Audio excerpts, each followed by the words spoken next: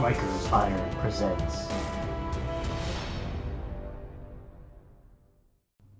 Welcome aboard, ladies and gentlemen, to Riker's Iron's Minicrate Adventures Volume 6, featuring Professor Victoria Pendrake. So March's Minicrate model is Professor Victoria Pendrake, a female spin of the Professor Victor Pendrake. He's a famous monster researcher, and essentially he is the guide to Western Emerald, and anything monster related or supernatural related or anything like that, he is kind of the go-to guy fluff wise. And I'm kind of stoked to have a female version of this. I am kind of hoping that they stop doing character versions, alternate character versions of the models, because you can only use one character model on the table.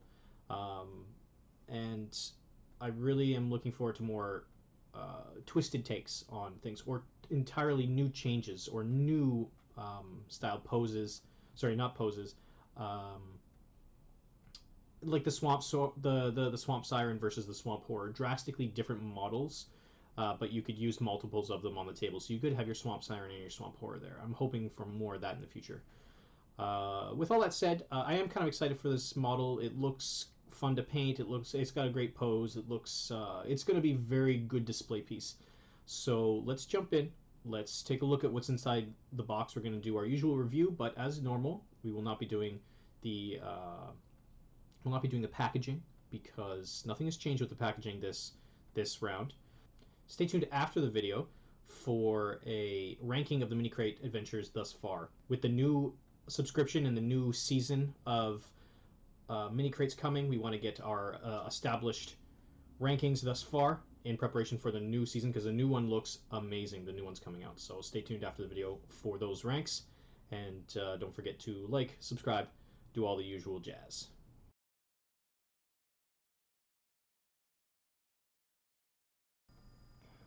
So let's review the contents of the box. So what are we expecting in the box? We're expecting our two usual things.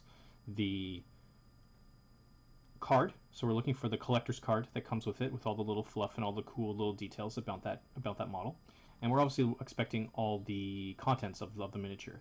I'm not sure what to expect in terms of the content itself. The box feels a little light.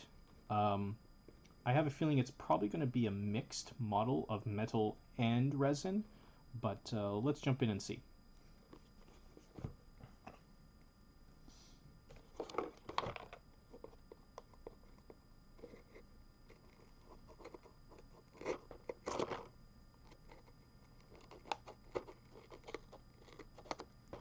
Anything else beyond those things that I mentioned will just be icing on the cake. Maybe some extra.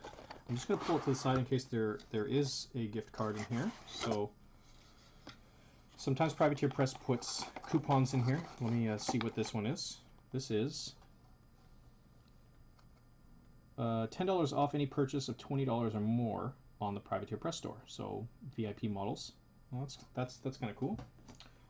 Although, to be honest, I probably won't order it, because ordering from the Privateer Press store in Canada is extremely expensive and not worth the discount. I can get it cheaper here in Canada. Oh wow, okay. So, contents are all here. So we have the awesome collector's card. Let me put the money back. We have the awesome collector's card. It's very nice.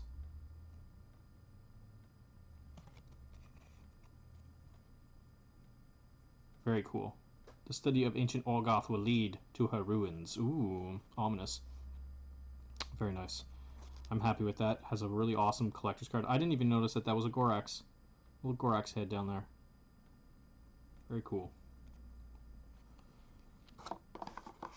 And there's the miniature itself. It comes with... It looks like her weapons are separate. Her weapon arms. Sorry. So it's her... a base, a little, I guess, a crossbow top, and her arm with the sword. So it looks like all the contents there. Very cool. So what do I think about the contents? So I would rate the contents, given that we also got a cool little gift card, and the gift card, or sorry, the gift card plus the usual stuff. Everything was in there. Everything was not broken, and nothing was missing. So I'm going to give it a perfect rating.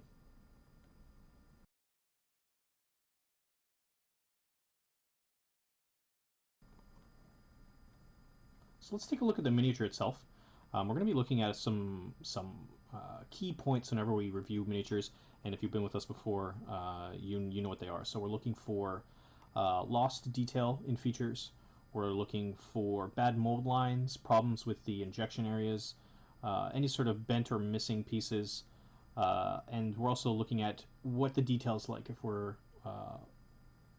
looking to paint this up as a display piece. Are there any details lost, like in the face or in the hands and the fingers and stuff, which is pretty common. So let's jump in. Let's get this guy, or gal I should say, onto the little thing. I'll show you the parts first, and then we will go piece by piece looking for any problems, and then we'll give a little review at the end. Okay, so these are all the pieces you get with this mini crate. So you get Victoria herself, you get the arm with this holding the sword, and you get a little crossbow.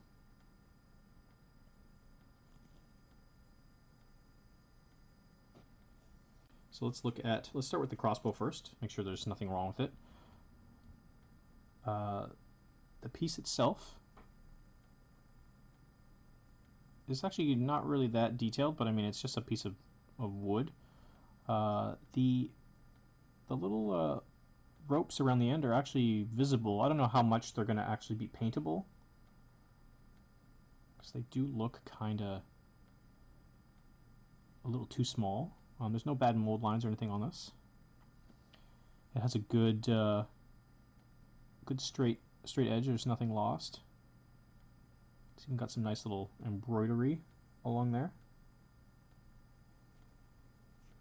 So that's the little bow, the bow top. I'm going to look at the sword next.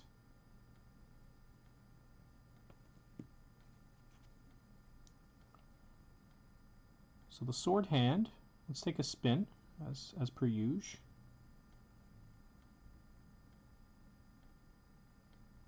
Looks very nice. There is a mold line down the arm, but it's very faint, easily repairable. The sword is nice and sharp. Like, look at that. That is nice.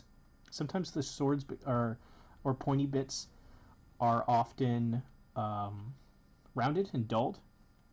You don't really get a sense of it being actual sword.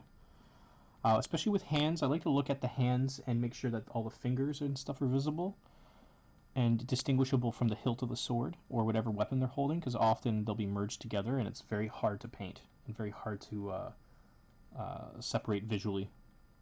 And it looks like they're pretty good. They're really small, but I mean, like, it's a small human character, so it's expected.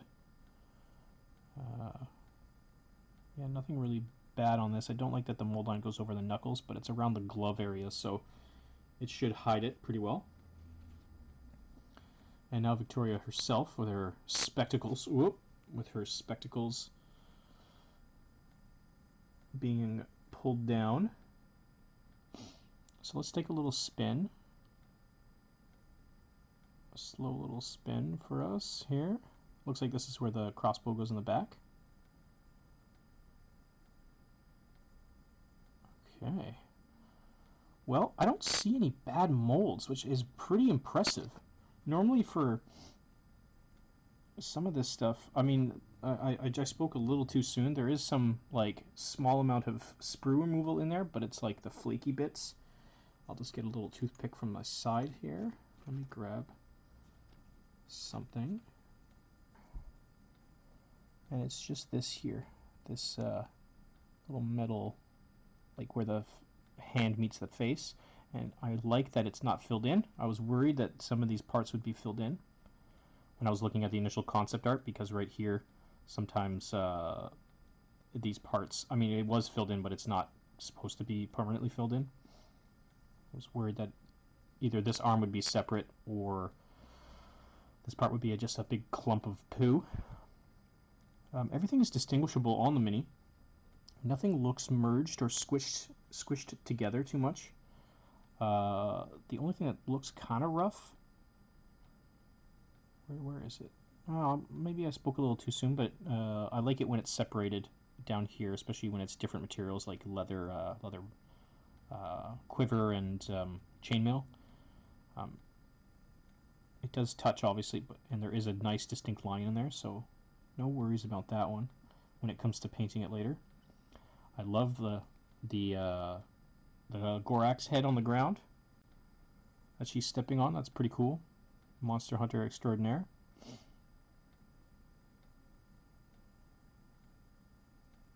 A lot of really nice detail on her. All the cape stuff, all the everything to do with the detail is very clean. It's very crisp. We don't have to worry about when we go to paint it having issues separating things and figuring out what things are. I have a feeling the face is going to be really hard to paint with those glasses on there, but let's see if the arm fits.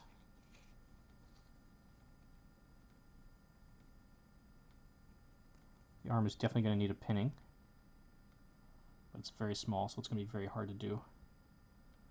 But it fits in there pretty well. I'm sure you can pose it however you want. To the side, a little further back.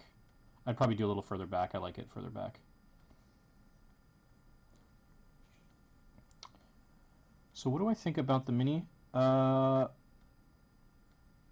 would give it, given that it's all a single type of material, the pieces all are pretty detailed. Even her detail, the pose is nice. I'm going to give this one a perfect rating. I actually really like this. So I'm going to give Victoria Pendrake, the Victor Pendrake model alt sculpt, a perfect rating for Minicrate Adventure Volume 6.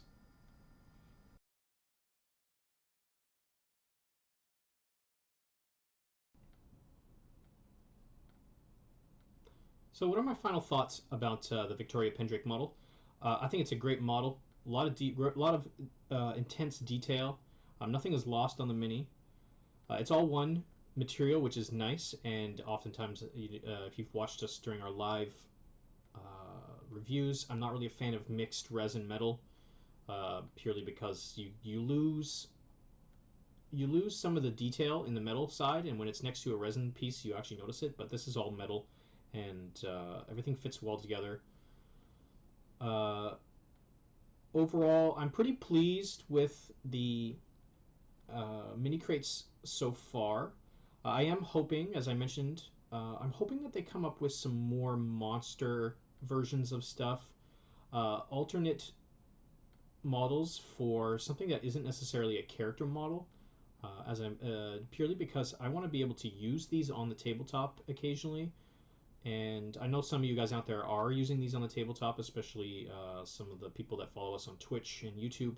They've mentioned that they want to use these on the tabletop, and it's unfortunate that some of, or if not all of the mini crates so far, with the exception of the Feral Geist and the Swamp Siren, were character models. So you can only have one version of them, and most of us already have versions of these models and already have them painted and on the table. So unless you're looking for maybe just a new way to play with those models or a display piece, the mini crates weren't really valuable to those particular players and hobbyists. For myself, I'm going to be primarily using these as display pieces, so it's not really a big deal for me. And I like to have the previous version of it anyways to just have something to compare to. So Victoria Pendrake model itself, great model. I really like it. Of the mini crate models for the female alternate sculpts, I think that she so far is the best one. Obviously not including the Swamp Siren, because I don't consider that an alternate sculpt. I mean, it is an alternate sculpt, but it's not based off of a previous character. For the character ones, I think that she is the better of the alternate sculpt.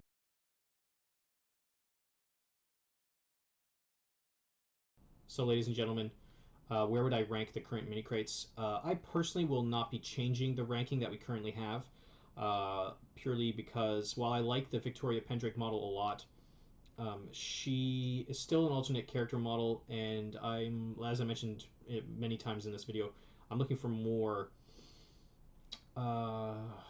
I'm looking for a different take on the models. I'm looking for something that's unique and not just a pinup version of uh, previously male characters. I still like those models. I still like them a lot. Like these are really good models. Just for myself as a painter and hobbyist, I'm looking for something a little different. So I'm going to be ranking them as we did with the previous video. So during Volume 5 and third, I'm going to be putting the Feralgeist. I really like the model. It's a great new sculpt towards the previous model, which was a little bland, to be honest. They're still cool models, but this one, the the Feralgeist really takes third for me. Ashes to Ashlyn, great pose, really dynamic, something unique, and it's also a Warcaster, which for you guys at home who are looking to get into the game and looking for something unique and to your experience, if you were lucky enough to get that mini crate, you got something very nice to throw down on the table. And for those of you who are hobbyists, you got yourself a really good model to build up an awesome display base with, and just a really great painting project. And still for me in the first place is Swamp Siren. It set the bar high in the first month, and it's just a great model because you can use it with your minions army. You can use it alongside your Swamp Horror. It's not limited to one, like it's not a character model, so the sky's the limit for you. It's a great miniature, it's a great display piece, a great tabletop piece, and yeah. So Swamp Siren is still number one to me. I also want to do a little bit of a final thoughts on the current subscriptions. So the first subscription is up, and I just renewed my second subscription. The first subscription for the first 6 months of the Minicrate was an up and down experience for myself. I really liked a lot of the models, but some of them felt like simplistic cop-outs leading towards something more creative. So I'm hoping in the season 2, I'm calling it, the season 2 of our Minicrate Adventures, that there'll be a lot more creativity going into the mini crates and the alternate sculpts. I don't mind the female versions of the stuff, but I want something unique. Like Victoria Pendrake was awesome. She probably would have taken the Feralgeist spot, but I just really like the Feralgeist model. I like the uniqueness of it. So they've already showed off a few of the new models in the mini crate, including the VIP one, which is Mrs. Wall's pirate. Looks amazing. It looks like it's so drastically different compared to the Mr. Wall's model that I considered a whole new like character kind of thing. The Totem Huntress looks amazing. Again, it's another female take on a previously male character or a male model, but male model. But it looks like a lot went into it. A lot of love and creativity went into it, and the same with the Van Helsing take on. There's a Van Helsing character coming out for Alton Ashley, so he's like a monster hunter as well, kind of thing, and like they did like a full vampire hunter looking thing. The next season 2 of Minicrate looks very cool, but the current Minicrate, again, ups and downs. The Plaid Piper I felt was very disappointing. It wasn't really that, like, it felt like it should have been like a bonus mini in like someone else's thing, like, oh, buy this and get this bonus mini, or maybe released during one of the convention exclusives. But season 2 is looking promising. Season 1, again, ups and downs here and there, all over the place. You can go back through our previous videos to kind of check out those. But season 2 is looking to be really good, and I'm looking forward to reviewing those and really diving in and painting those up on Twitch. If you haven't caught our live streams, we also paint our mini crates live on Twitch, which you can find us at twitch.tv/RikersIron. And every Monday is Mini Crate Monday for us, so starting at 7 p.m. Eastern, going till 11 p.m. Eastern. We paint up our mini crate models. You can get our thoughts and our secondary reviews during those paint sessions with us on Twitch. So guys and gals, thank you for joining us here on Riker's Iron for our Minicrate Adventure Volume 6. We will be back next month for the start of Season 2 for the Minicrate Adventures, and that's going to be our Volume 7 with, I believe, it is going to be the Huntress, the Totem Huntress with the VIP model for the second subscription. So join us then. It's going to be a great kickoff. It's going to be a great video. So come back to Riker's Iron, and thanks again for watching.